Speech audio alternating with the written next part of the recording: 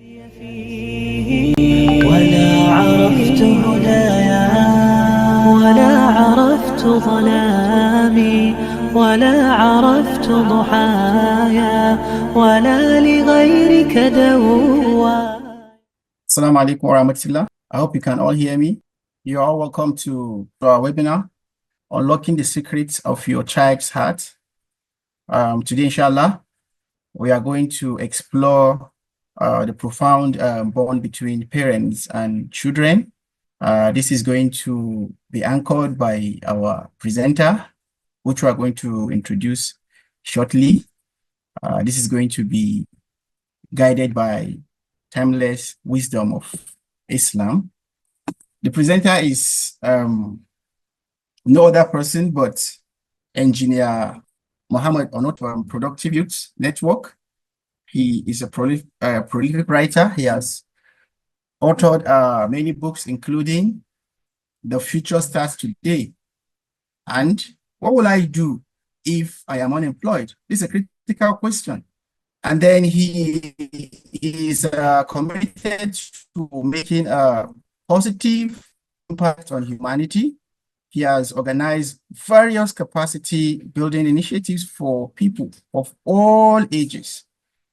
Engineer Muhammad's interaction with the diverse groups of people have given him insight into the challenges facing humanity, and he is passionate about providing practical solutions. As a prolific writer, his works have benefited people from all cultures, languages, religions, and ages. His dedication to creating a better future has established him as a thought leader, a change agent, and a passionate advocate for inspiring people to reach their full potential and leave a notable legacy. So at this point, I will welcome Engineer Muhammad. رباه عفوك إني للنور مدت يداي. Assalamu alaikum. The theme for today, unlock the secret to your child's heart, practical steps to becoming their confidant.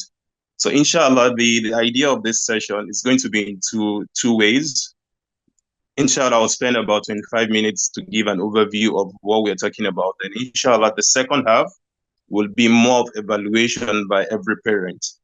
So my advice would be that before we go in depth of the conversation, I would advise every one of us to have a note that we can use for more of evaluation, because I believe that after this session, what would be of paramount necessity would be how well we are able to implement what we can all share.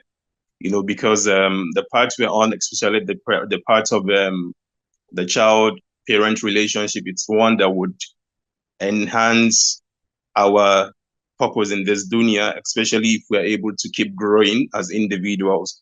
So I would employ that we'd have it at the back of our mind that we're going to have two phases. The first one would be around 25 minutes, inshallah. Then the second one would take the concept of self-evaluation, so that we can also assess ourselves as individuals, how well we are moving and how well we are progressing in terms of our relationship with ourselves and our children, inshallah. So the theme is unlock the secret to your child's heart, practical steps to becoming their go-to confidant. So what I like to do is to break this into smaller components so that we are able to really, relate with it. When we talk about unlocking, it's more of understanding, unraveling. So how do we unlock? How do we try to understand? So we're using the word understanding now for the unlock. So the secret to your child's heart, what is secret? Something that is hidden, something that is unknown. Let's use the word unknown so that we can easily relate to it, Then when we talk about heart in this component, in this context, let's refer to it as emotion, feeling, right? So we can now rightly say that, the whole theme, learning how to unlock your child's secret to your child's heart, we will be talking more on how can we understand the children's feeling or their thoughts or their emotion by taking simple and implementable or practical actions to become the first set of people that these children can have that level of comfort in sharing their deepest thoughts and feelings. So this is the summary of what we're going to be evaluating, inshallah. Remember, Allah did mention in Surah Al-Isra that وَلَا تَقَفُ مَا لَيْسَ لَكَ بِالْعِلْمِ, that we should not pursue anything that we do not have the knowledge of. Likewise, as parents or as human beings, in relationship with our offsprings, we need to have that level of awareness. So within this context, I'm going to play around 5 key areas that I want us to be more concerned. We should go back and reflect upon. And also, in every point I make, I would list 1 or 2 practical steps and also some of the references. You know, when we talk about parenting, as we all know, what usually comes to mind is Surah Al-Luqman, you know, because it's the easiest way we can have that level of, okay, a parent-child relationship in the Quran. So if we look at Surah Al-Luqman, verse 16 upward, you know, when Prophet Luqman alayhi salam was relating with his child, he related with the child in a level where there was that level of, you know, calm wisdom that showed that level of kindness, right? So, but before we move to that phase, what is the first necessity in trying to understand your child's feeling or thoughts? You know, I've spent the last 13 years plus, especially in Abuja, trying to, I've had programs within that duration for different age groups. What I've actually found out is that as the year unfolds, the complexity of understanding every generation becomes much more higher and higher and higher, which means that the need to have that level of bond between the child and the parent is so key. Because once there is no relationship, the society tends to take that space. So there will be 3 key objectives that we should be looking at in the entire phase of our conversation today. Number 1, how do we understand the significance of bonding with our children in the light of Islam? Number 2, what are going to be the practical steps to build a trustworthy relationship? Then number 3, how do we incorporate spiritual, emotional, and behavioral tools for effective parenting, inshallah?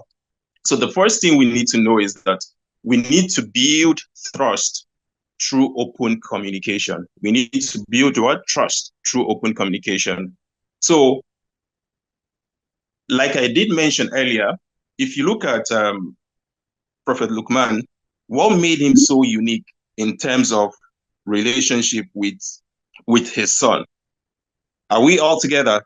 In Surah Al-Luqman, Quran 1, ayah 16, when he did mention, he said, Ya bunayya innaha in takum misqala habbatin min khardalin fatakun fil sakhratin fil samawati wal fil ard.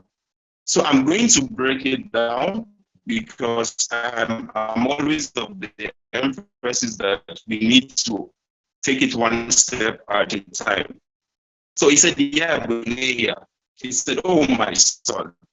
You could hear in the passion he had, in the level of kindness that he was using in trying to communicate with the son. Because he knew that his level of understanding was not at the same level with that of his son.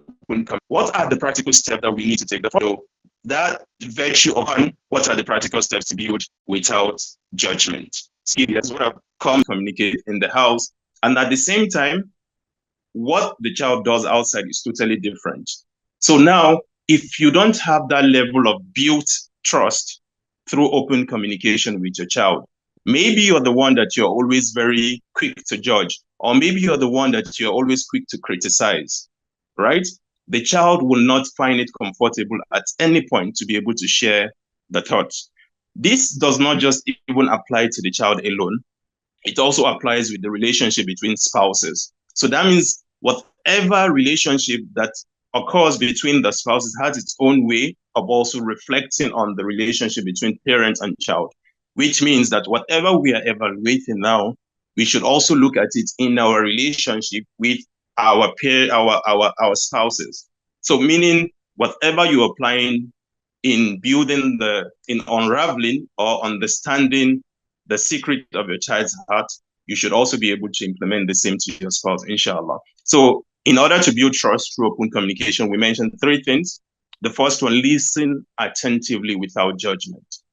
You know, the human being has been created in such a way that we are quick to look at what others are not doing right, but we fail to look at ourselves inwardly. So when we are dealing with a child, the first thing we need to do is to listen attentively without judgment, number one.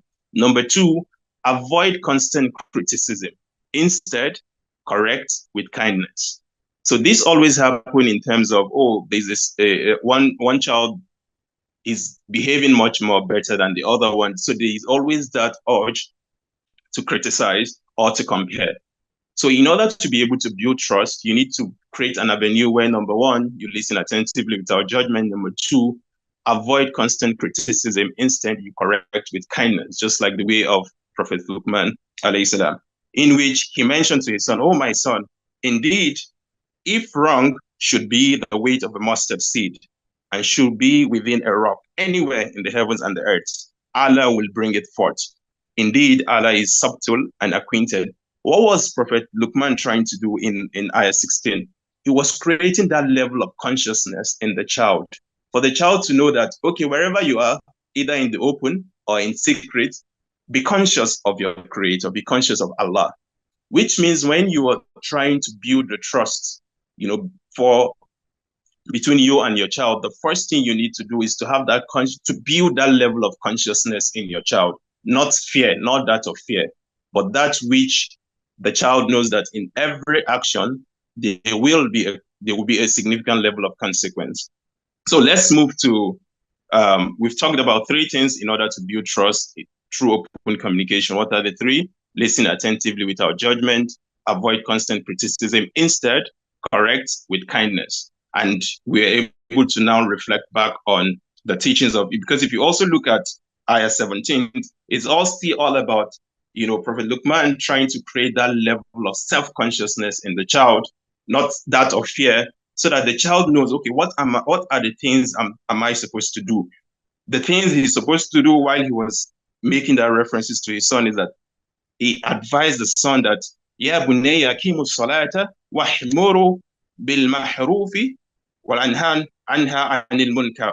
He was telling the son that, oh, my son, establish your word, salah. Ya bunayya, that, oh, my son, establish prayer, enjoin what is right, forbid what is wrong, and be patient. Be what? Be patient over what befalls you.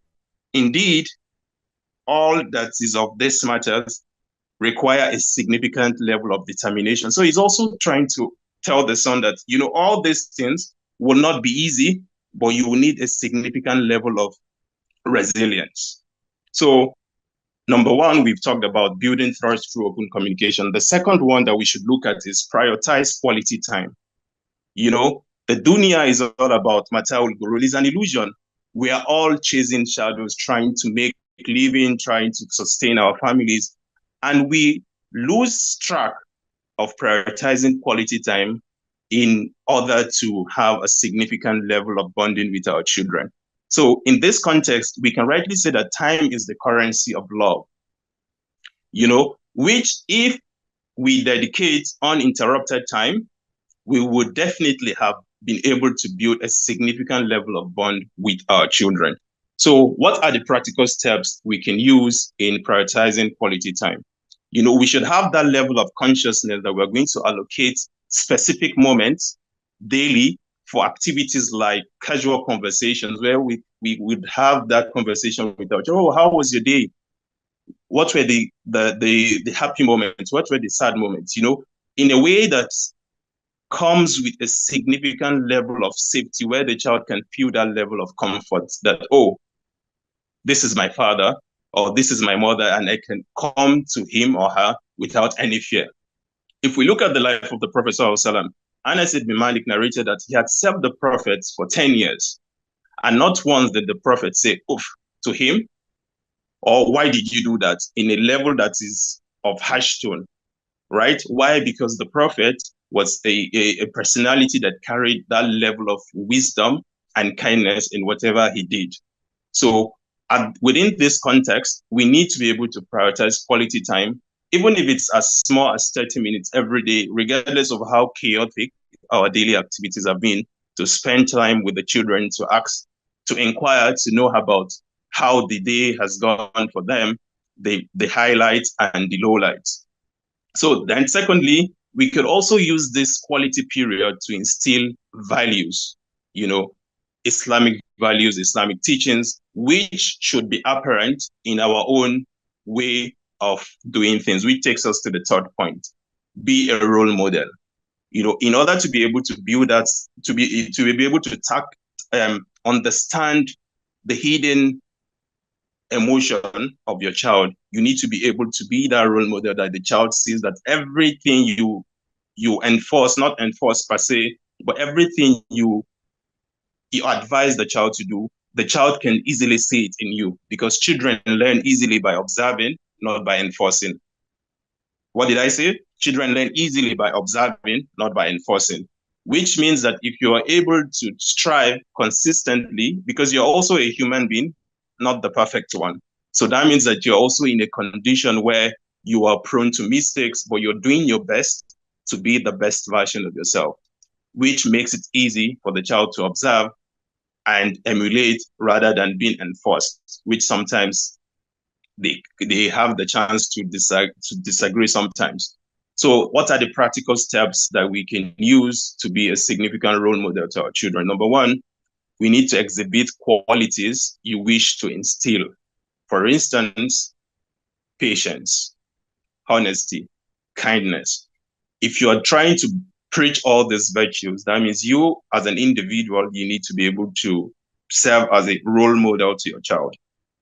And the second one, you need to consistently demonstrate reliance on Allah through supplication and gratitude, because nothing in this dunya is achievable without the help of Allah. So that means in everything you're doing, even while you're still striving to be the best version of yourself as a parent, in order for your child to emulate, you need to have that significant tawakkul, complete trust in Allah, that Allah can always, and we would always make your situation far much better.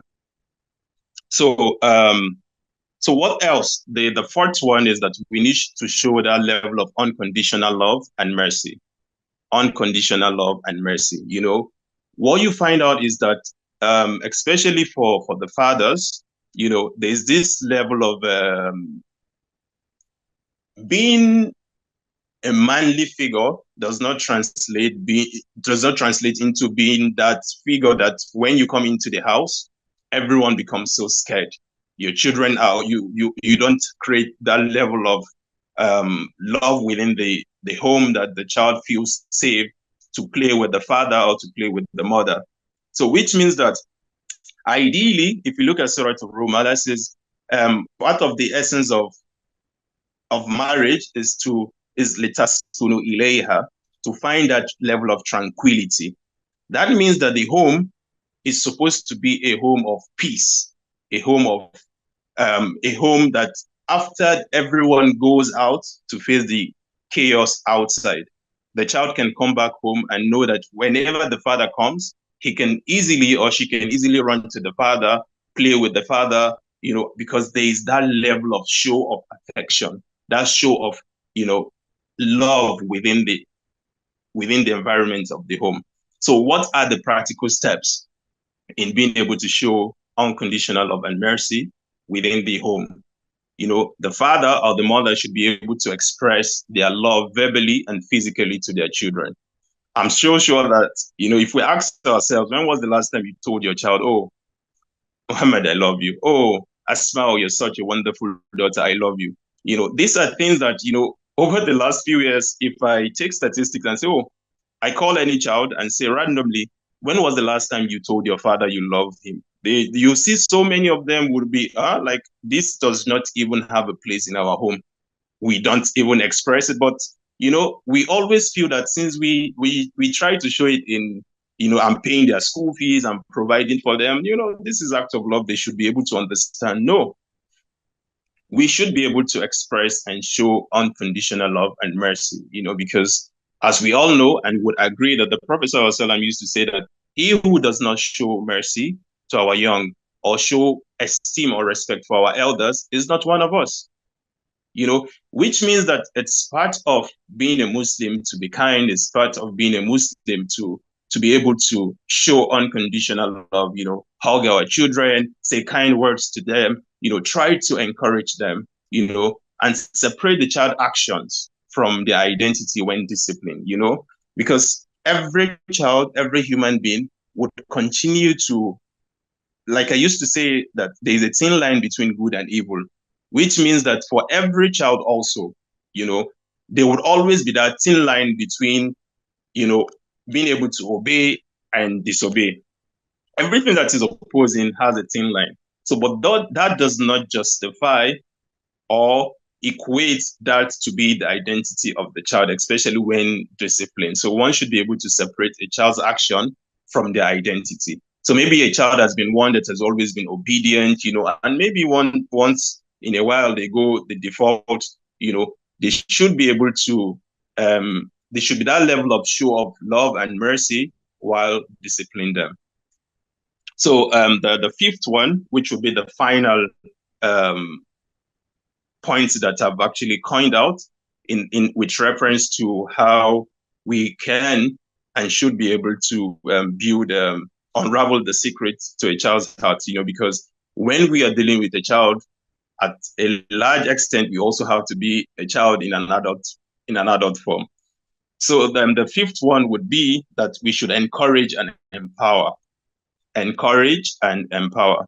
Empower children to be able to make decisions and take responsibility, instilling confidence and independence in them. I'll take it again. How we need to be able to empower children to make decisions and take responsibility, which will invariably instill confidence and independence in them. So what are the practical steps? Number one, we should allow them to voice their, sometimes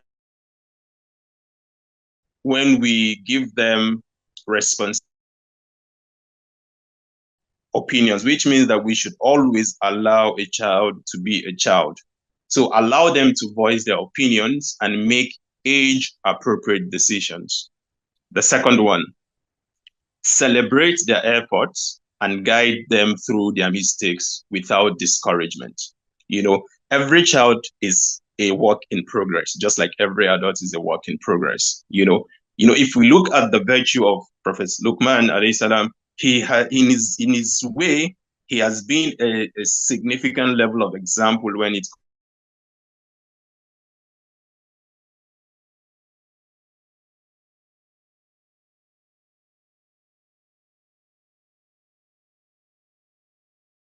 that in every action there are consequences. So he places these two side by side so that you are able to, as a parent also, if you're going to imitate this, when you're trying to encourage and empower, ensure that you celebrate the efforts of the children, guide them through their mistakes without discouragement. And so inshallah, in summary of all this, we can come to the conclusion that, parenting in Islam is an act of worship, which requires consistent effort and dua, because just like every parent would always be a work in progress till we all die, every child would also be a work in progress, which means that if we take this as an act of worship, we would always create room for improvement. So going back to the highlights of the 5, the first one is that we need to, in order to be able to unlock the secret to every child's heart, the first thing we need to look at is how do we build trust through open communication. The second one, how do we prioritize quality time in order to be able to have that level of interaction and engagement with our children. The third one would be, how can we as parents create room for our personal growth and development so that we can be a role model for our child or for our children. The fourth one is, how can we as parents show unconditional love and mercy within our household, which means that when we say within our household, as we're also looking at showing unconditional love and mercy to our children, we should also be able to show to our spouse, because a happy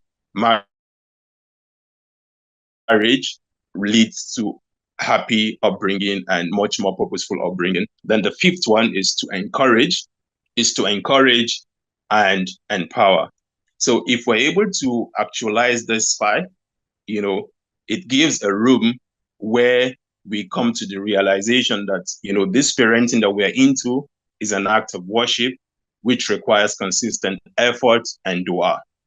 So by following the steps and modeling, we would, to a large extent, be able to, tap in and understand and have more clarity in terms of the weaknesses and the strength of our children, and how we can help in their self-development, and how we can help nurture the greatness that Allah has instilled with them. And I pray that Allah makes it easy for every parent, and also for those that are praying to have children, to make it easy for every one of us. So we've come to the end of the first phase. So the second phase is going to be more of an evaluation. So I would like to have a thumbs up. I don't know if we have that feature here. A thumbs up if we already have our papers that we're going to use for our self-evaluation. So let's just have something to signify that we are all together. So let me go to, okay, I have 2, 3 thumbs up. So when I have 10, I would kickstart the evaluation phase. 5, 6, 7, 8, 9, 10. Okay. So the first one is, I want every one of us to ask ourselves, what qualities do I demonstrate that my child may learn from? We need to be as sincere as possible. What qualities do you know that as a parent you demonstrate that your child can learn from? What quality? So I would, in the chat bar, maybe we can just write 1 or 2 qualities as a parent that you feel that, you've been able to demonstrate and your child sees and has been able to learn from. What qualities can my child learn from me? Fantastic. Okay, it's been written.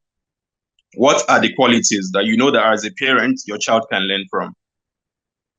For example, are you patient? Are you kind? Are you honest? But please, if you are the stingy type, don't put kindness, because it's easily to get that. I apologize every time I'm wrong. Okay. The parent said, a parent said, I apologize every time I'm wrong. Kindness towards others. Fantastic. The next one, generous. Okay. So the second one, write down 1 quality you wish to improve this coming week that we're getting. What quality do you think you really wish to improve on? What quality do you think you wish to improve on? What quality? Still waiting. Someone said, okay. What are the next question? Well, on another phase, write down 1 quality you wish to improve this week. 1 quality. Someone said anger. Fantastic. The other one said kindness and generous towards. We're in the second question. Someone said anger. Fantastic. So that means that you already have this is a level of self-awareness. You know that you have anger issue, and it's a priority now for you in the next coming week or after, to see how you can improve on that. The third one, how often do I listen to my child without interrupting or judging? This is common. How often? Is it rarely? Sometimes? Often? So rate yourself on a scale of 1 to 10, 1 being lowest, 10 being highest. How often do I listen to my child without interrupting or judging? How often? Fantastic. We have two. I'm sure this number two, Sister Miriam Mahmoud, my mind is telling me you are a lawyer. We have a 5/10. The highest is 8. Fantastic. We have 9. How often do I listen to my child without interrupting or judging? Okay. Then the fourth one. Now we're going into something that I call the quality time tracker. Remember, amongst the things I said is that we need to prioritize quality time with our children. Prioritize quality time. We need to give them that quality time because it's through interaction that we're able to have more insight. If you don't spend child with your spouse, or if you don't spend quality time with your children, you would know little or less about them, or you would not even have they will not feel that level of comfort, in being able to relate certain things to you. So we're going to section 2 now, where we're calling the quality time tracker. So we're going to have the days of the week, say Monday, Tuesday, Wednesday, or depending on how you want it. Then the activity. So more like saying that, okay, we're going to use next week now, for instance. I'm using it as an example. So let's assume Monday is your day 1. What activity will you be planning in order to spend quality time with your child? What activity are you planning to spend quality time with your child? So you say day, Monday now, for instance. What activity, planned activity on one side? What time do you intend to spend? So let's assume now on by tomorrow now, you're like, okay, what activity I want to take after I said when I come back from work, I want to take my child to the salon. I'm giving an example. So what time do you intend to spend at the salon with your daughter, right? Maybe 30 minutes, 1 hour. Or the next one, what would be, you're going to also note what would be the reaction of your child. After spending 30 minutes or 1 hour with your child tomorrow, what will be the child's reaction? Will the child be happy? Will the child be sad? Will the child be resistant or say, no, let's go to the salon, and the child says no? Then you as a parent, what would be your reflection at the end of the day? Are we on the same page? Or it could be religious activities, just like someone has also stated. So we can divide these activities into, number 1, you can say religious activities, just like we have.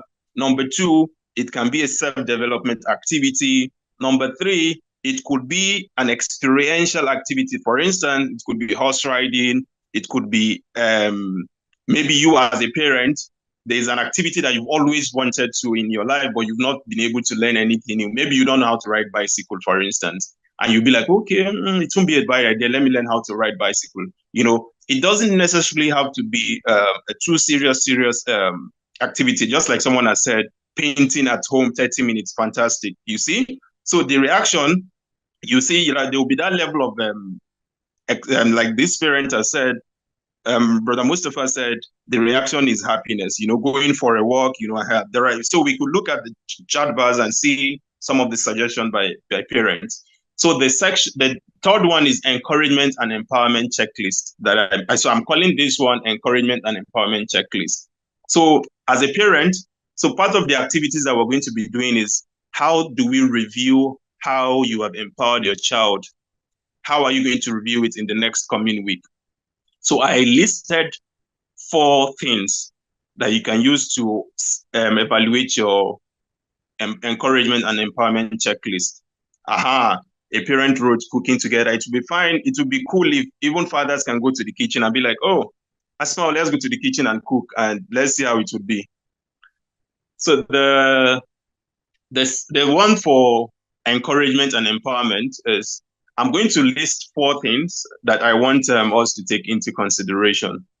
The first one is, you at the end of, inshallah, by next week, Sunday, I want you to look at it and ask yourself, I encouraged my child to make a decision, right? If you are, as a parent, you can, at the end of next week, tell yourself that you were able to encourage your child to make a decision.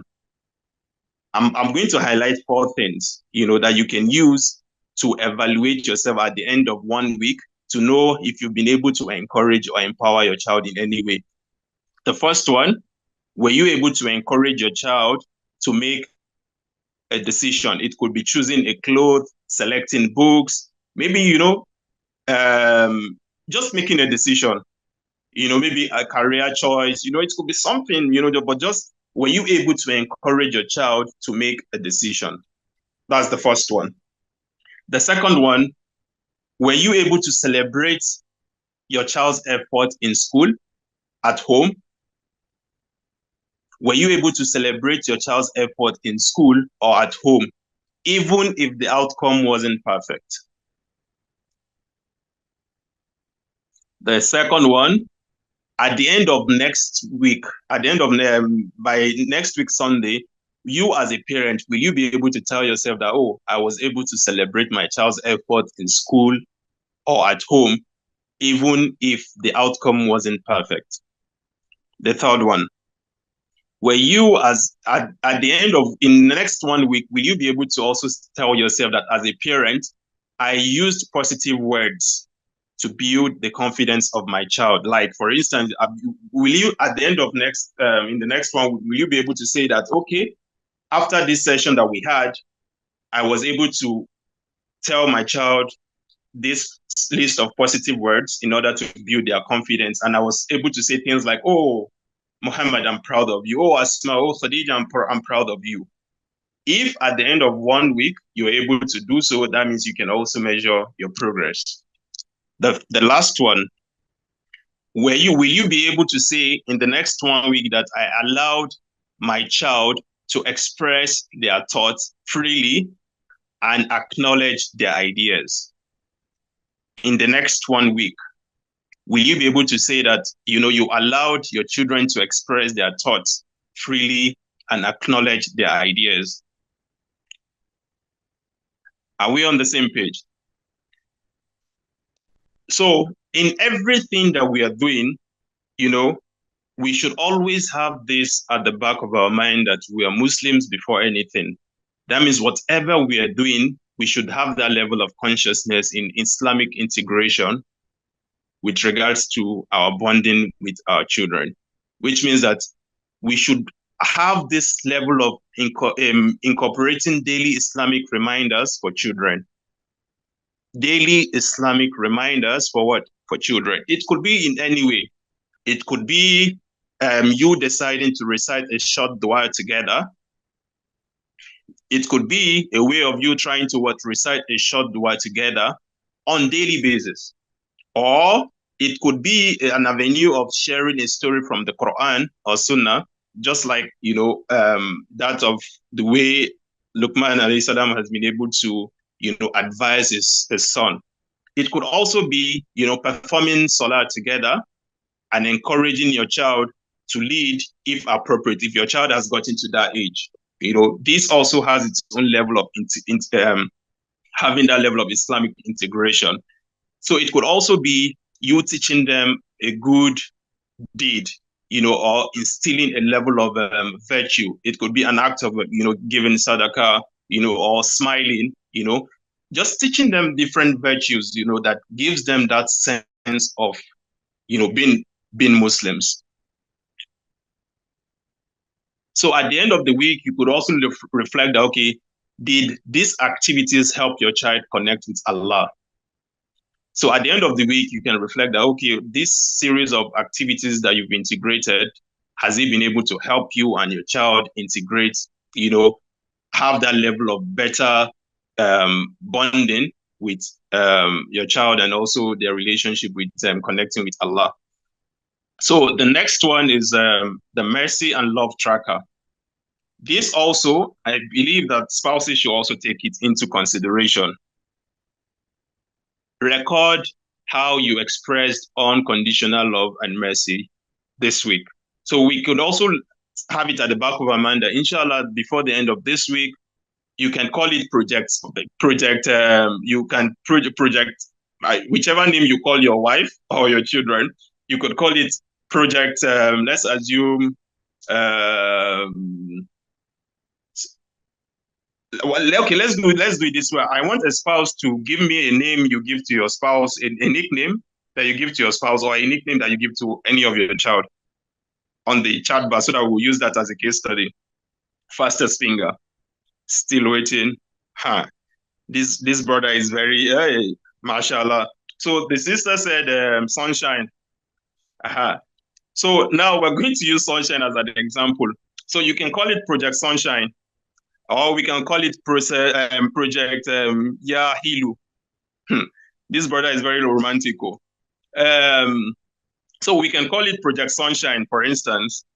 Project Hibati, mashallah. So now we're going to record that, okay, how are you going to show mercy, and how are you going to show that the love tracker for the next 1 week? For instance, for your child, when my child made a mistake, right? So we're going to have situation, we're going to have 3 columns for this project. The first column, we will call it situation. The second column, we'll call it how I responded with love or mercy. The first column, we're going to call it situation. The second one, how I responded with love or mercy. Then the third column, what was the impact on my spouse, or what was the impact on my child? So depending on whose project, if it's for your spouse or if it's for your child. So we have 3 columns now.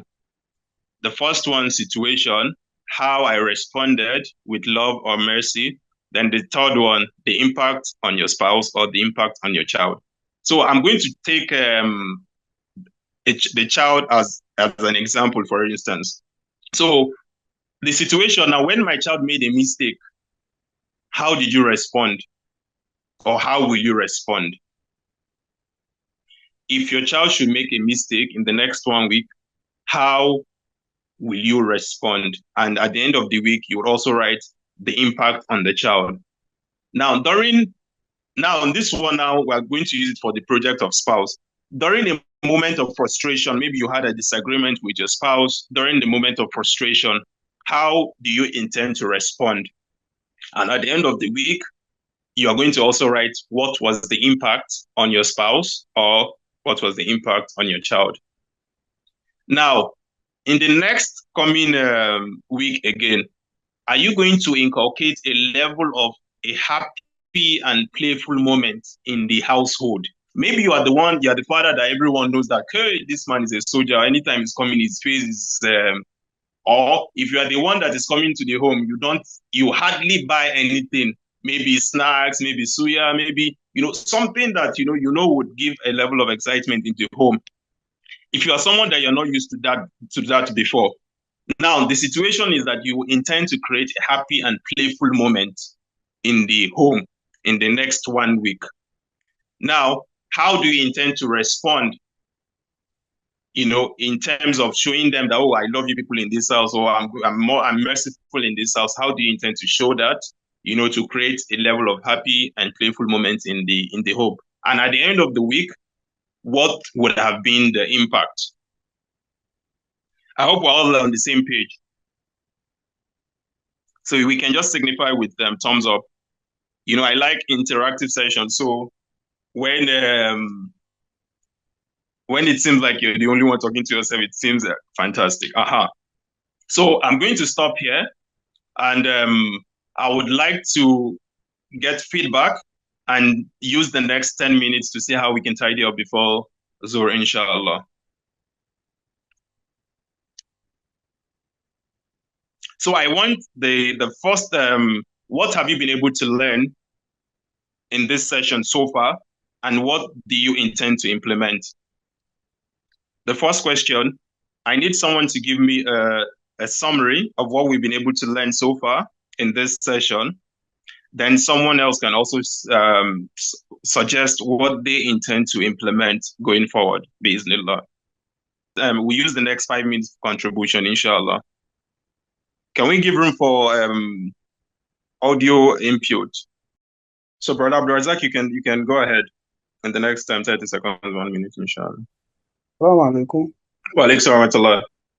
Yeah, though I was unable to log in on time, so the little I was able to get from it, I think it's going to be a very good tools that will enhance bonding as well as improving your relationship and giving the children some sense of belonging, and then personal development as well, most especially where you give them that leeway to decide for themselves, and you at least support them in doing that. Mashallah. So in summary, I would like all of us to use these three things I'm going to say as more like the weekly reflection and plan. You know, at the end, in the next 1 week, because I always believe in implementation. Knowing is not enough, but implementing is what would give much more beauty to knowing.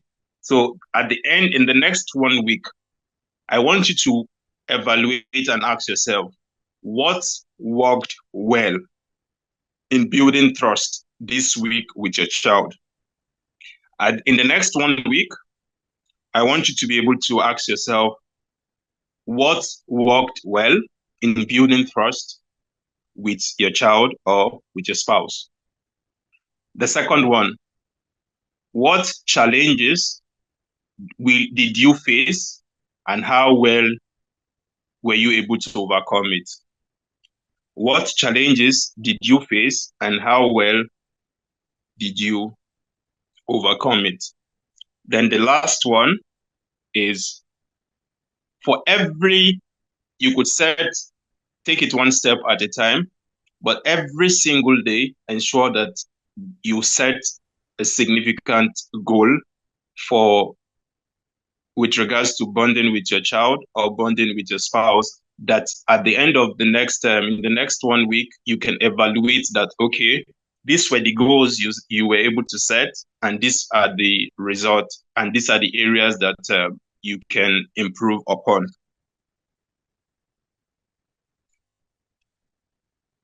Are we together? So, and in summary, we are together. Yes, in summary, there are 5 pillars that I want. I'm not going to make more emphasis on it. I'll just highlight them, and I want all of us to take it serious. As we're implementing in our relationship with our children, we should also try and do the same to our spouse. In order to be able to, because everything that we're going to experience in this dunya, the number one thing that would help us through is emotional intelligence, right? So, and if you look at the relationship between Prophet Ibrahim alayhi salam and Allah, it was a relationship that was very intimate, right? So when you're going to build a strong bond with your child or with your spouse, I want every one of us to take these 5 things seriously. Number one, because if you're building bond, it's like you're building intimacy with your child. Intimacy means you being able to have a significant level of bond. So number one that we need to make significant effort towards would be emotional intimacy. You being able to understand the state of mind of who you are dealing with, either your child or your spouse. This is also obvious in the life of the Prophet in several experiences. So the second one will be, you need to make a significant effort towards creating a level of intellectual intimacy, which means that you as a parent, you need to learn what your children needs to know. You as a parent, you need to learn what your children needs to know. What do I mean? So, for instance, it's not all about you just getting lesson teachers for your children. How well have you also taken effort in developing yourself in order that your child can also say, oh, my dad was able to teach me so and so the subject, because it also creates that level of bond. Or you and your spouse, oh, your wife is doing a PhD, or your wife is doing masters, or your husband is doing XYZ. What effort have you also taken as a spouse or as a parent to also equip yourself, to self-develop yourself in order to be able to create an intellectual bond with your child or your spouse? For instance, your child likes sports and you don't like sport as a parent. You need to have, no matter how little it is, in order to be able to have that conversation, you need to also be able to, develop yourself intellectually. So the third one is spiritual intimacy or spiritual development. So as a parent, you need to also make significant effort because, for instance, you have lots of children that are hafiz of the Quran or hafiz of the Quran. You as a parent, are you making your self-development? What efforts are you making towards your self-development in order to be able to have that level of spiritual development? Then the fourth one, I've mentioned emotional, I've mentioned intellectual, I've mentioned spiritual. The fourth one is experiential intimacy. So, which means what? You as a parent, what level of experience do you create in your home? Is it one that is of chaos? Is it one that is of hostility? You need to create that fun in the home. Once in a while, take your children outdoor, enjoy fresh air with your spouse and the kids. You need to also inculcate this into your next 1 week and afterwards goes, inshallah. Then the fifth one is the physical. You need to try and also evaluate your lifestyle. Do you have a standard that you've inculcated in the home that the children can easily, copy? So these are things that we need to take serious in our self-development, because we would keep growing till we die. As a parent, you would always be a work in progress, and our children would always be work in progress. But if you can have a home that is filled with self-development, it makes it easy for everyone to have that level of natural bonding that is not enforced, but it's natural and it is unconditional. It's a source of benefit for every one of us, and of benefits to us. And may Allah, for those that are still looking for children, may Allah make it easy for them. For those that are having challenges one way or the other, different trials, may Allah make our affairs easy and grant us the very best in our endeavors. And I pray that this would be of benefit to myself and to every one of us. Assalamu alaikum. Alhamdulillah for a successful and wonderful section with Engineer Muhammad. Alhamdulillah. We really appreciate your effort. We didn't come here to learn only for our kids, but we learned for the spouse as well. We learned how to treat the spouse and the children. Jazakallahu khairan. I'm very sure most parents have a lot to take home today. Jazakallahu khairan.